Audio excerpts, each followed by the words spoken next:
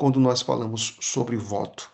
Ou seja, em breve, aí, se eu não me engano, em novembro, nós vamos ter essa oportunidade de expressar nosso voto para senador, para, se eu não me engano, para governador também, para presidente. E o que eu devo considerar? Não somente para essas eleições, mas para as eleições futuras também. O que eu devo considerar como cristão? Porque a nossa cosmovisão parte da Bíblia e é por isso que precisamos, dentro de todo esse processo, refletir os princípios ou os valores bíblicos quando nós tomamos uma decisão como essa.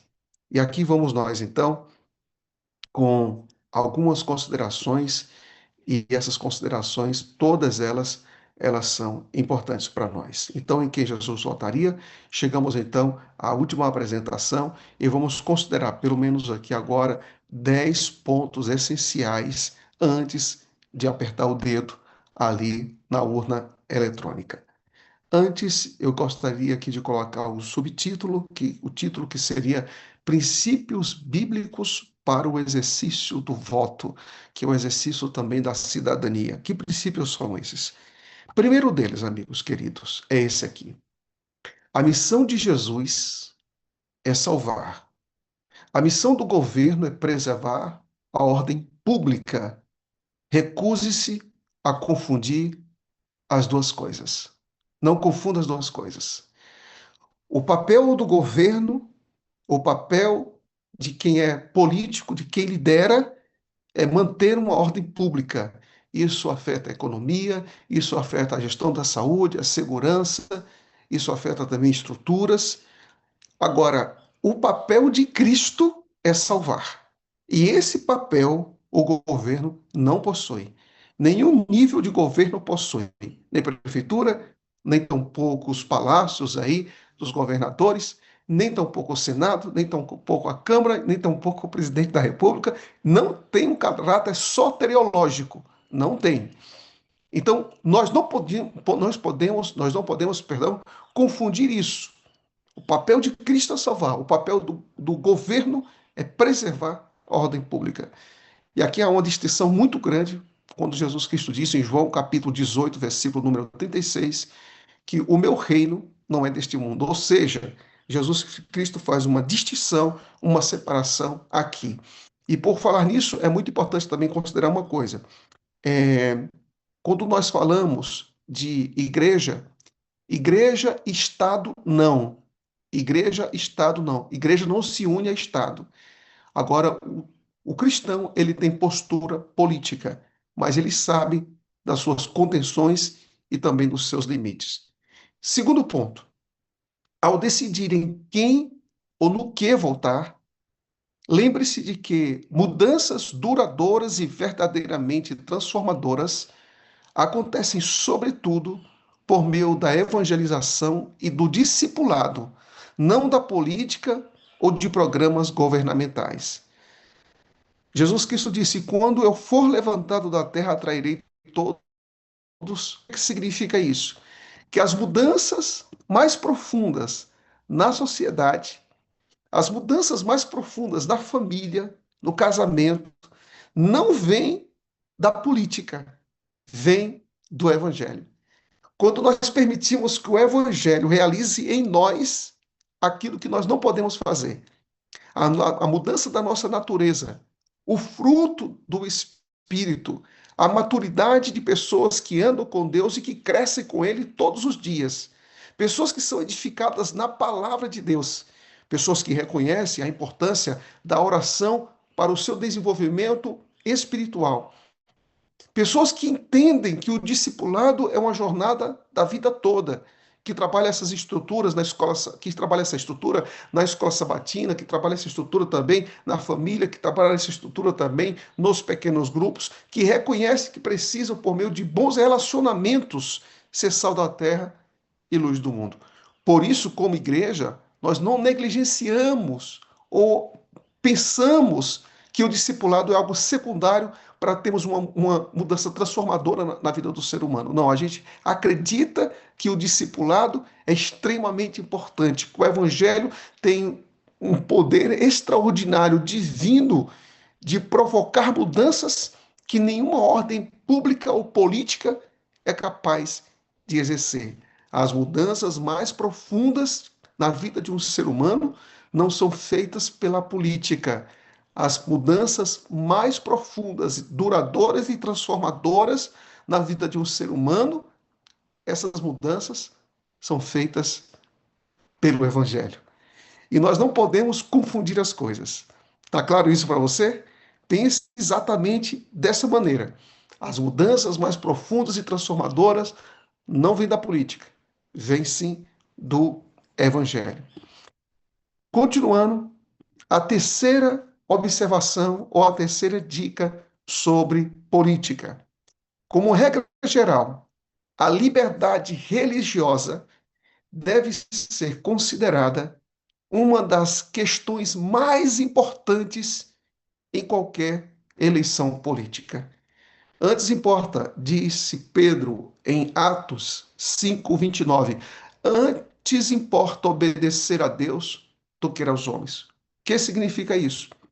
Quando nós falamos de política, a gente sim pode considerar família, a gente sim pode considerar saúde, a gente sim tem que considerar os elementos que estão voltados para a justiça, mas como adventistas do sétimo dia, nós somos defensores da liberdade religiosa.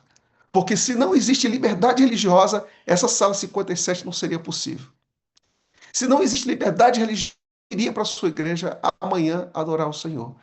Se não existisse liberdade religiosa, você não teria nenhuma condição de comprar uma Bíblia, de acessar o material e nem tampouco de evangelizar. Você já imaginou viver em um país em que você não pode professar a sua fé?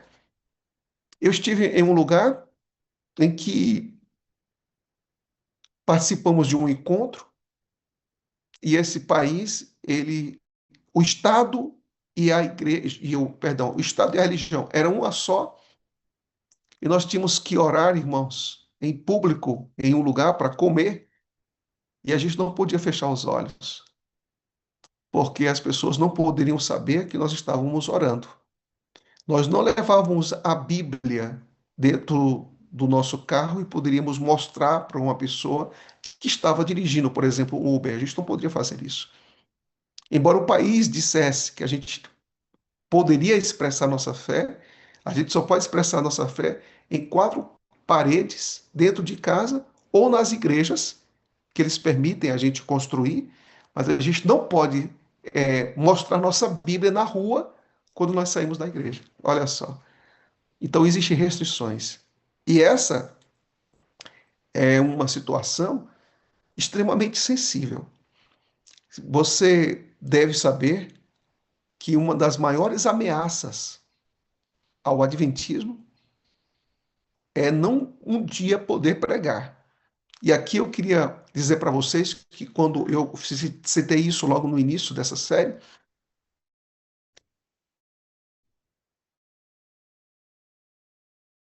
ele sai da Inglaterra e vai para os Estados Unidos, eles procuram um país sem rei e uma igreja sem papa.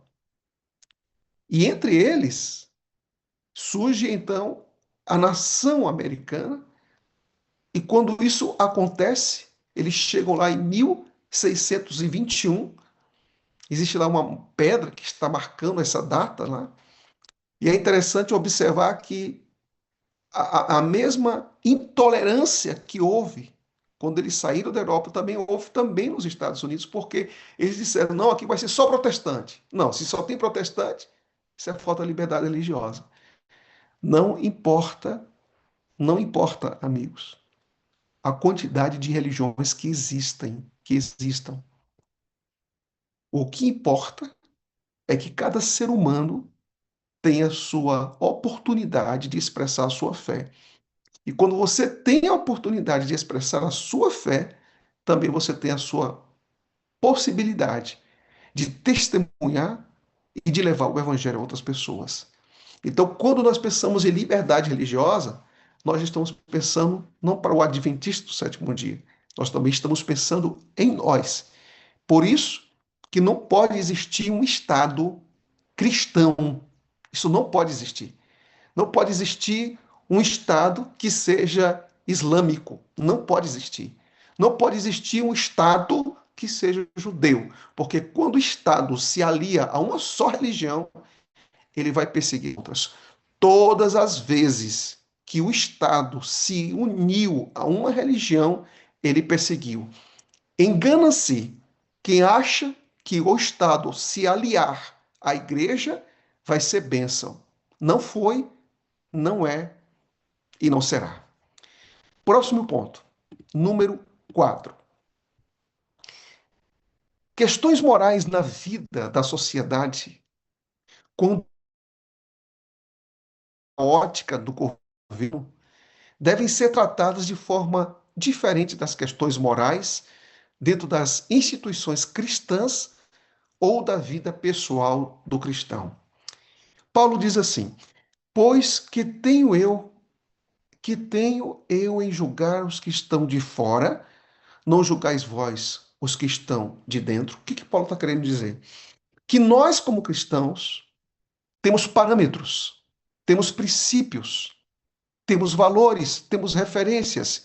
E essas referências, esses valores estão claramente esboçados em termos morais na palavra de Deus. E que nós, com o exercício do pensamento, devemos analisar aquilo que o governo e a Constituição apresentam como algo moralmente correto e aquilo que a Bíblia apresenta como algo que é imoral, que é incompatível. Então, quando nós falamos sobre questões morais da sociedade, nós não colocamos o governo como nossa ótica, como nossa maior referência. A nossa maior referência é a palavra de Deus e aquilo que está escrito. E aqui eu queria aprofundar um pouco mais, ampliando esse tema na consideração de número 5. Na consideração de número 5, dizemos o seguinte: embora o Estado tolere comportamentos moralmente questionáveis, o cristão deve se posicionar quando esta tolerância apresentada pelo Estado de determinados comportamentos deixa de ser liberdade e passa a exigir a aprovação ou a promoção deste comportamento. O que seria? Antes o texto bíblico de Isaías 5, versículo 20, que diz: ai dos que chamam ao mal bem e ao bem mal. O que seria isso, pastor? Vou dar aqui um exemplo para que vocês entendam de maneira aqui mais clara. O que seria mais ou menos isso aqui? É quando o Estado diz assim: não, o casamento ele pode ser de um homem e uma mulher, um homem com um homem, e não um homem com uma mulher. Então, essa pode ser a regra do Estado. O Estado diz assim, que casamento ele não é somente entre um homem e uma mulher, mas um homem com um homem, uma mulher com uma mulher. Então, quando o Estado ele pensa dessa maneira, e ele então aprova essa maneira, e ele impõe essa maneira, e quer que as instituições, no caso a igreja, realize esse tipo de casamento ou tenha esse tipo de postura, ele está ferindo os valores que nós temos, porque a nossa Constituição é a palavra de Deus. Então, quando o Estado se considera laico e quando ele diz que ele respeita as religiões, nós temos uma fonte de inspiração e essa fonte de inspiração é a palavra de Deus e a postura que está ligada também à liberdade religiosa, quando está ferindo ou colidindo com esses fatores, precisam ser respeitados. Então, os nossos valores, nós somos obrigados e não deveríamos ser obrigados a realizar um tipo de casamento que está contrário aos princípios que nós cremos esboçados na palavra de Deus. Então, quando existir essa incompatibilidade, nós como cristãos, nós temos uma postura que está revelada na palavra de Deus e essa postura precisa então ser devidamente respeitada. Então, esse é um exemplo que eu gostaria que vocês entendessem. A igreja, quando ela for obrigada a fazer esse tipo, validar esse tipo de postura, ela está ferindo seus próprios princípios, porque a interpretação que nós temos, ela difere de qualquer orientação governamental. Repito aqui, embora o Estado tolere comportamentos moralmente questionáveis à luz da palavra de Deus, o cristão deve se posicionar quando essa tolerância deixa de ser liberdade, que as pessoas são livres para fazer o que quiserem, e passa a ser uma exigência do governo para aprovação ou até mesmo a promoção. Quando nós votamos, esse ponto precisa ser considerado. Número 6. Reconheça que a separação dos poderes são verdadeiros baluartes contra a tirania. Que separação é essa? Quando você separa os três poderes da República e você entende que não existe um que esteja dominando sobre o outro. O presidente, ele comanda o judiciário, por exemplo.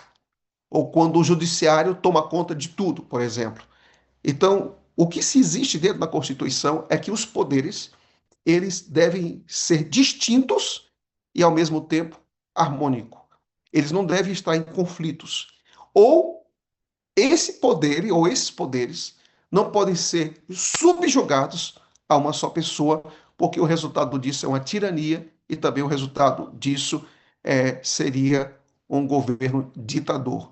Então, quando você vota, você precisa reconhecer que não existe alguém que manda nos três poderes, mas alguém que entende a relação distintiva desses poderes, a sua autonomia, mas também a sua harmonia. A Bíblia diz em Provérbios, capítulo número 11 e versículo de número 14: na multidão de conselheiros há sabedoria. Número 7. Ponto número 7 que é importante considerar quando se vota. Expressar preferências políticas nas redes sociais pode comprometer seriamente sua capacidade de testemunhar de Cristo a muitas pessoas. Isso inclui os seus vizinhos, os seus colegas de trabalho, isso inclui também os seus familiares. O texto bíblico, Colossenses capítulo número 4, versículo número 5, diz assim: portai-vos com sabedoria com os que estão de fora. Então, é muito importante considerar que, como cristãos, nós temos que nos controlar e não permitir que nenhum tipo de paixão nos domine nesse período de pré-eleitoral, de eleições, e nem tampouco depois das eleições.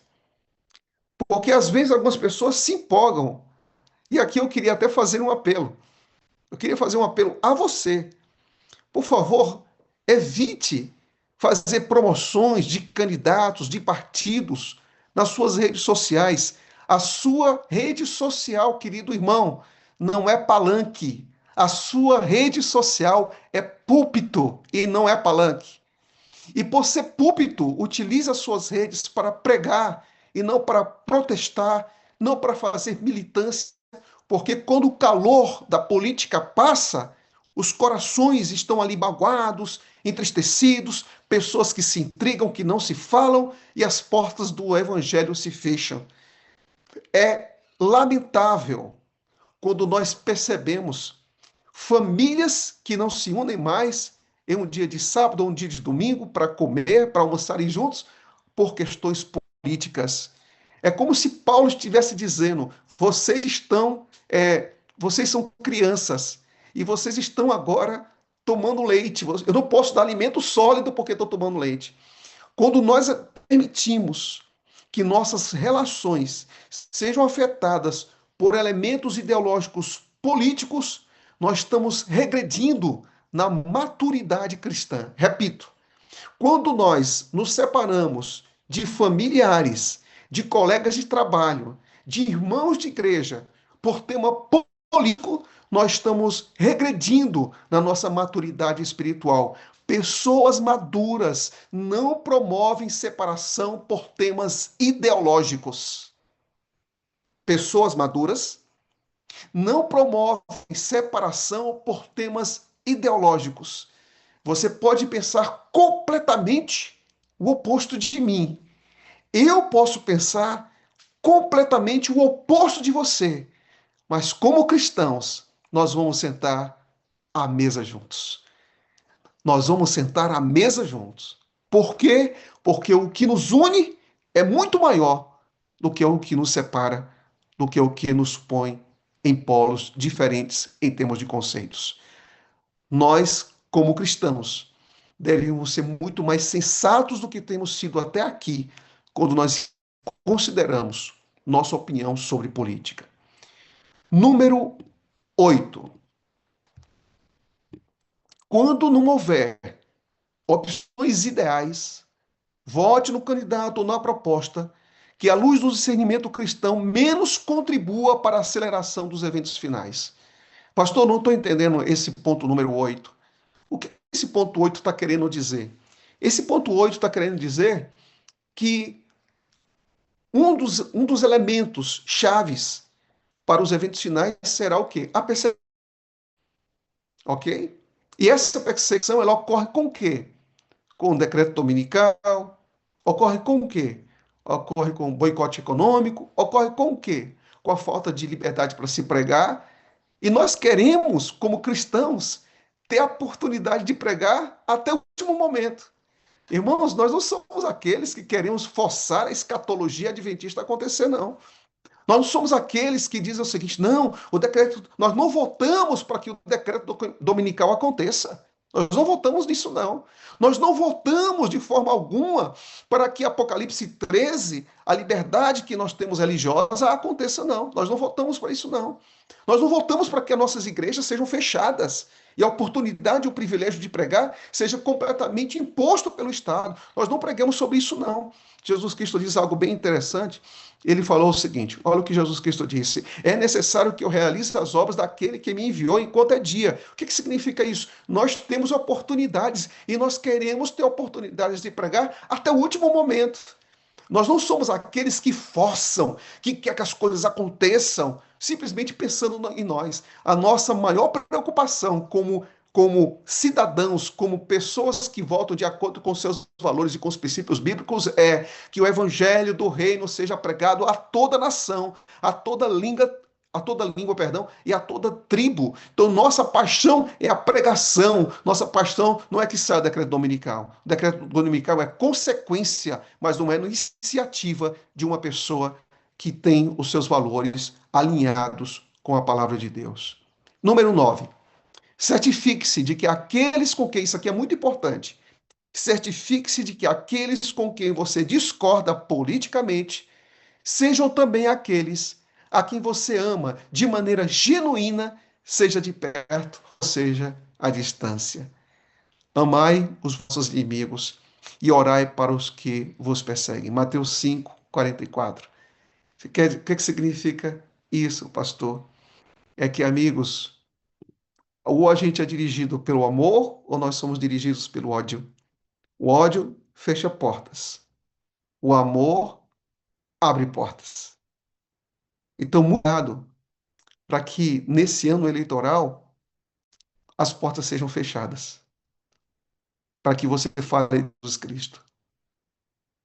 Eu me lembro que eu tinha umas pessoas bem íntimas, tenho, né, umas pessoas bem conhecidas, que quando falava de política, eu, eu me posicionava, e quando eu me posicionava, eu não conflitava. Eu dizia: olha, eu percebo que existem essas e essas virtudes desse lado, essas e essas virtudes desse lado, existem erros desse lado, existe outro, porque a polarização tem uma coisa terrível, torna as pessoas cegas, completamente cegas. E quando eu falava isso, essa pessoa que queria debater, eu não debatia. E eu disse: a minha postura é essa, essa e essa. E quando a eleição passou, ele me procurou. Eu estou falando de pessoas, eles me procuraram. Estou falando de pessoas que não eram cristãs. Não estou nem falando de adventistas, que não eram cristãs. E quando a eleição passou, eu estava no carro e eles disseram o seguinte: Lucas, eu queria aqui agradecer, porque você respeitou nossa opinião e, e eu acho a sua postura muito equilibrada. Um parênteses aqui: a política pode levar cristãos a se tornarem desequilibrados. A política A ideologia pode levar os cristãos a serem desequilibrados. E um cristão desequilibrado nunca vai ser luz do mundo e nunca vai ser sal da terra. Um cristão desequilibrado não consegue ser luz do mundo e nem sal da terra. E quando ele falou isso para mim, eu disse, graças a Deus, a porta para eu entrar com o evangelho, que é a minha causa maior, essa porta estará aberta. Deixe as portas abertas no coração da sua família. Deixe as portas abertas no coração dos seus colegas de trabalho, quando tudo passar, porque a nossa causa não é ideologia, é evangélica. Nossa causa não é política, a nossa causa é eterna. E por último, eu gostaria que você pensasse nesse último elemento, que é o seguinte: o cristão participa da política buscando o bem comum, mas avalia o verdadeiro sucesso não pelos resultados eleitorais, e sim pela fidelidade à missão e pela integridade do testemunho cristão. Mateus 5,16 diz: assim, resplandeça a vossa luz diante dos homens. Isso quer dizer o quê, pastor? É que o que mais nos caracteriza, o que mais nos chama a atenção, não é que nós voltamos amigos, mas a quem nós rendemos a nossa vida. Descemos por completo. O que mais consome a vida de um cristão é quem dirige a sua vida. É o alicerce e a bússola da palavra de Deus. O que mais determina a influência cristã é quem nós somos diante de uma sociedade tão complexa e tão dividida. Paulo, quando disse para os cristãos orarem em Roma pelas autoridades, ele não disse que as autoridades eram boas. Aliás, as autoridades eram péssimas, horríveis. E eles disseram o seguinte: orem pelas autoridades. Você sabe por quê? Porque não existe autoridade que não seja colocada por Deus. Isso quer dizer que não importa o que possa acontecer, é que essas autoridades são colocadas lá. Deus permite que sejam colocadas lá, mas o governo de Deus não depende deles. Nós, amigos queridos, estamos esperando um novo céu e nova terra, nos quais habita a justiça. Você tem energia? Você tem saúde? Você tem talento? Por favor, coloque tudo que você é, tudo que você tem, na causa maior de consequências eternas daquilo que vale a pena. Ninguém estará no céu por causa de uma questão política, mas as pessoas estarão lá por uma escolha do Evangelho. A nossa maior paixão, nosso maior entusiasmo não deve ser uma bandeira nem de direita, nem de esquerda e nem de centro. A nossa maior bandeira é a bandeira do príncipe Emanuel. A nossa maior causa é o Evangelho. O nosso maior foco é a esperança da volta de Jesus Cristo. Que Deus te abençoe nesse dia. Obrigado, a Sala 57, por esses 3 dias. Que Deus o ilumine, o guarde, o abençoe. E que você seja, onde você estiver, luz do mundo e sal da terra. Que a graça de Cristo, que é poderosa em nossa vida, faça-nos instrumentos de testemunho para grandes e pequenos, para sábios e iletrados, para pessoas que têm uma religião, uma fé, e para quem não tem religião nenhuma. Que nós sejamos instrumentos de Deus, de testemunhos poderosos, e que a gente não tenha medo de dialogar nem com direita e nem com esquerda. Que a gente não tenha receio nenhum de esboçar aquilo que é mais importante. Que a gente caminhe nesse mundo complexo, dividido e polarizados, não sendo reconhecido apenas com que lado nós estamos, mas sendo reconhecido pela esperança que nós temos.